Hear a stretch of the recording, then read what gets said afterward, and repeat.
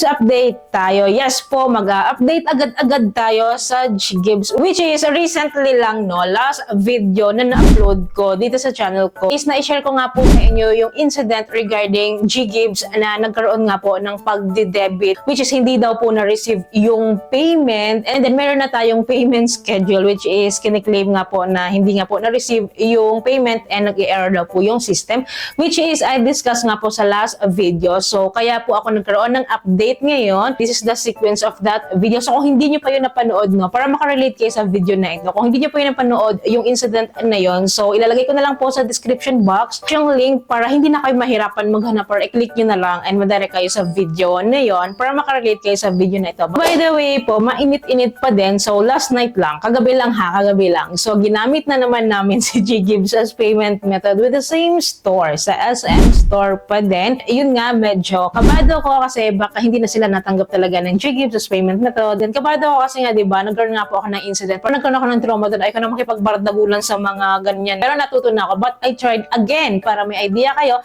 and aware kayo ano nga bang update sa G-Gibbs ko after using it. Oh, by the way, alam ko, nagtataka kayo bakit wala ako sa setup ko ngayon. Ito kasi maaliwalas ito banda. And yun nga. So dito na ako nag-shoot kasi this video naman is an update video lang and hindi naman to mahaba. Kaya update ko lang naman kayo. So eto na nga. So kagabi po, so sinamahan ko na naman yung sister ko kasi ako nga po, yung G-Gibbs ko kasi is fully booked. I mean, ginamit ko na siya. And wala na po akong available balance yan kasi nga po, kailangan kong bayaran muna yung mga na-avail kong loan dyan. And itong kapatid ko naman na to, sakto naman, nagpapasama naman siya sa akin para gamitin nga daw po ulit yung G-Gibbs niya as payment method. So ito yung ginawa namin. No, nagpunta kami ng mall, nagpunta kami ng SM. So kumain muna kami bago kami pumunta sa SM store. Pero yung ginamit namin pangkain is G-Gibbs din. So gusto lang din namin i-try kung nag-accept ba talaga yung mga dining na ito or mga restaurant na ito, mga fast food ba na ito. So kung nag-accept ba sila ng G-Gibbs as payment method, kasi ngayon lang ulit natin ma-try. Kasi ang tagal ko nang na-try to. Sa McDo dati, sa Jollibee, sa Shakey's, na-try ko yun. Then yun nga, working yun. So matagal na panahon na yun. Parang last year ata yun, or last year ba yun. So yun nga, nag-aya yung sister ko, nakakain daw kami sa Greenwich, sa SM, no. Nung pumasok na po kami doon sa Greenwich store, no, so nakita ko kaagad yung standee ni GCash, QR code. So ayan siya. So pag ganyan po kasi may standee si GCash, automatically tumatanggap sila ng G-Gibbs, G-Credit, of course, GCash wallet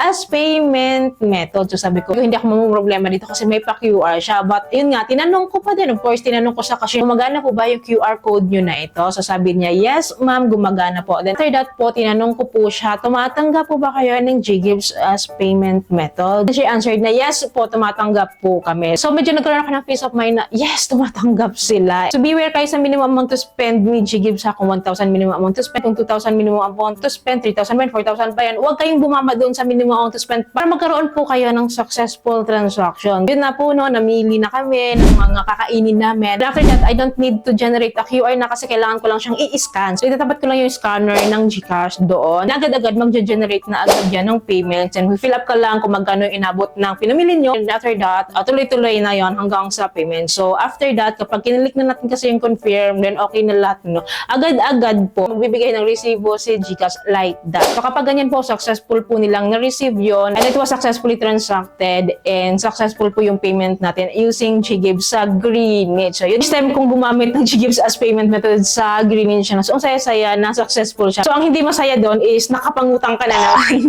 So spend what you can afford to handle pa din. And of course, spend wisely. And after po namin kumain po sa Greenwich, no, so nag-proceed na kami doon sa SM store kasi nga po yung sister ko, yun talaga yung pinaka-purpose niya sa G-Gibbs is mamimili po siya ng kanyang baby essentials kasi po manganganak na siya within 2 months. So kailangan niya ng mga baby essentials. Gagamitin niya po si G-Gibbs as payment method. Nung nandun nga po kami sa SM store, so nagtanong po agad ako, no, nagtanong ako agad dun sa cashier kung matanggap po ba sila ng G-Gibbs as payment method. And yun nga, nagsabi sila na yes ma'am, tumatanggap po kami. So still tumatanggap pa rin sila. So after that, nung nalaman kong nag-accept sila, then nag-proceed na kaming mamili ng mga kailangan ng sister ko, ng baby niya. After po naming mamili, of course, napunta na agad ako sa cashier. Ako yung gumamit nung G-Gibbs ng sister ko kasi di nga niya alam paano gamitin. So pinakita ko pa ng ganito yung QR code. So akala ko ipapunch nila. So yun nga po yung usual, ipapunch nila yung QR code, di ba, para makuha nila yung payment code using my G-Gibbs nga. Hindi po yun ang nangyari na inaasahan ko nga. So ang ginawa po, iba po dito sa QR code, meron barcode dito sa taas. So yan po yung kinlik nila. So pinindot po yan. Magiging ganyan po siya. And then meron po siyang siyang barcode number dito sa baba, which is i-show more natin para makita natin in full.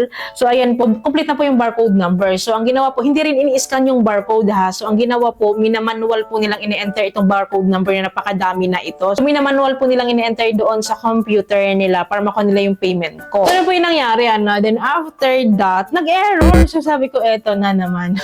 Error na naman tayo. But this time, ang error is hindi siya system error po. Which is sinabi po ng cashier sa akin na i-generate ko daw ulit yung QR code ko. Then I-check daw pong mabuti yung total amount na purchase ko. Kasi daw baka nagkamali ako. So upon checking, no, it's my fault kasi hindi ko pala siya nalagyan ng 0.75. Bali, ang total bill kasi is 4,032.75. So ang na-enter ko lang po is 4,032 pesos. So yun, nag-error siya doon. Kaya pala hindi siya nagpo-proceed. Kasi nga po hindi exact yung total amount na babayaran ko. So nag-error po pala siya sa ganun. So kinakabahan ako doon na kasi nagkaroon niya ako ng trauma doon sa error na yun. But anyways, inayos ko siya. Nag-enter ulit ako ng exact amount. And yun nga, kinuha ulit yung barcode number and enter ulit nila manually. And after that, transaction complete na po. So nag-release na agad-agad ng resibo. And then yun nga, tuwan-tuwa ako na nakita ko yung resibo na ibig sabihin, successful yung process namin. Successful yung transaction namin with G-Gives with the same store ha, na nagkaroon ako ng incidents. So yun, ang saya-saya kasi wala naman nagiging problema. And worth sharing siya para aware din kayo na yes po, tumatanggap pa rin po sa SM Store ng G-Gives as payment method as well as G-Credit. Of course, Gcash wallet, tumatanggap pa rin po sila. Just to have you an idea and para aware kayo na ganun po yung process ng payment ko ha. So hindi yung usual na QR code di papunch nila. So hindi. Barcode yung kinukuha nila, barcode number. Para kahit paano, kung ganun din ang gagawin sa inyo, at least may idea na kayo and hindi na bago sa inyo. Kasi nagkaroon po kayo ng idea and working pa din. Again, so beware lang po sa mga first time gumamit ng G-Gives as payment method ha. And please check sa minimum amount to spend nyo. So wag kayong bababa sa minimum amount to spend para hindi kayo mag-i-insufficient balance and hindi rin kayo magkaka-error po. Kasi yun yung usual na tinatanong nyo. Hindi nyo nagamit yung, hindi daw po successful yung transaction nila kasi daw kulang daw yung balance nila. Pero pala, hindi nila na-reach yung minimum amount to spend. So kailan po siyang i-reach po kasi hindi nga po talaga magko-complete yung transaction. Hindi po talaga magamit si G-Gives kung hindi nyo na-reach yung minimum amount to spend per loan availment po. So mahalaga po yun. I-check nyo mabuti sa dashboard nyo magkano yung minimum amount to spend nyo. Kasi basic reminder lang yan. Pero kung first time mo kasi, mga ngapa ka, baka hindi mo pa alam. Siyempre, pag first time mo, hindi mo pa alam yung mga ganito. At least kahit pa paano, aware tayo and may idea nga po tayo. So, mag-update na lang po ako sa inyo time to time regarding sa mga Gcash matters or G-Gives, G-Credit, G-Loan, yung mga ganyan po. So, lagi naman po ako nag-update dyan sa mga changes, sa mga incidents na encounter natin. Of course, based lang po to sa experience natin. So, yun lamang po. Ayaw po may natutunan sa video ito. Ayaw po nakatulong tong video sa inyo. Kung nagustuhan yung video, please don't forget to like, share, and subscribe. Click the bell button para lahat po ng videos ko is updated po kayo. Thank you po for watching this video. Bye!